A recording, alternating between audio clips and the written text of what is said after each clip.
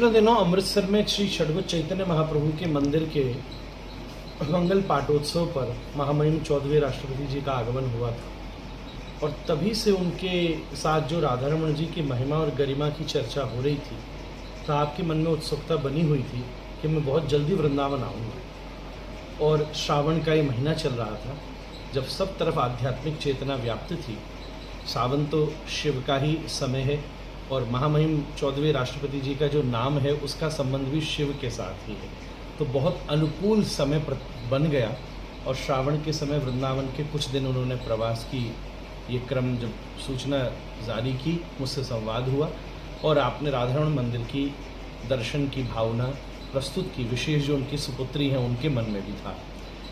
तब आज की योजना बनी। सबसे पहले आपने वैजयंती आश्रम में आए, जहाँ मेरे महाराज जी, बड़े महाराज जी, सब आचार्य गादी है। यहाँ ठाकुर जी का दर्शन और सुबह बाल भोग की प्रसादी हमारे यहाँ बड़ी श्रेष्ठ मानी जाती है, उसे लेकर के बड़ी सुंदर बात ये हुई जो संपूर्ण विश्व की शांति और राष्ट्रोत्थान के लिए, भारत की सांस्कृतिक सशक्तिकरणता के लिए, भारतीय विचारधारा को चिन्मय बनाने के लिए और यहाँ के जवान और किसान का पोषण करने के लिए, यहाँ के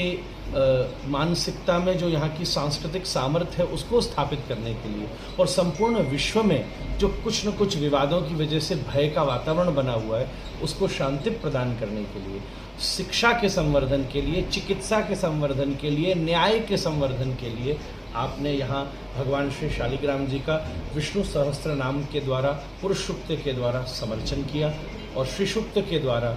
दिव्य मास से 108 कमलों का अर्चन किया और एक दिव्य यज्ञ चल रहा था जिसमें वही यजमान थे, उनके ही नाम से संकल्प था, तो उन्होंने पूर्णाहुति को संपन्न किया। तदनुसार आपने साक्षात स्वयंभू भगवान श्री राधारमण जी, जहाँ 500 वर्ष से अखंड अग्नि जलित है और जहाँ चैतन्य महाप्रभु का साक्षात आसन और बहिर्वास उपस्थित है, जो गौड़ीय संप्रदाय के इष्ट स्वरूप है, संपूर्ण हरे कृष्ण कहने वाले वैष्णवों के प्राण आधार हैं, ऐसे श्री राधारमण लाल के सामने आपने अपने भाव अर्पित किए, दर्शन किया, प्रसाद लिया और बड़ी शांति के साथ आपने वहाँ सानिध्य को पाया। और वृंदावन में बिल्कुल विनम्रता से सब लोगों ने जो हर्षोल्लास दिखाया, पूरे मार्ग पर राधे राधे की ध्वनियाँ व्याप्त हो गई और आपने वृंदावन की रज और एक बड़ी सुंदर बात जो मैंने उन्हें प्रदान की, यहाँ जो वृंदावन की पंच तत्व धरोहर है, यहाँ की वेणु, श्री कृष्ण अपनी वंशी व्रज में ही विराजमान करते हैं, जब गए तो भी नहीं ले गए। यहाँ की रेणु रज, तो वेणु रेणु धेनु यहाँ की गौ माता, नंद सूनु मतलब हमारे श्री कृष्ण और वृषभान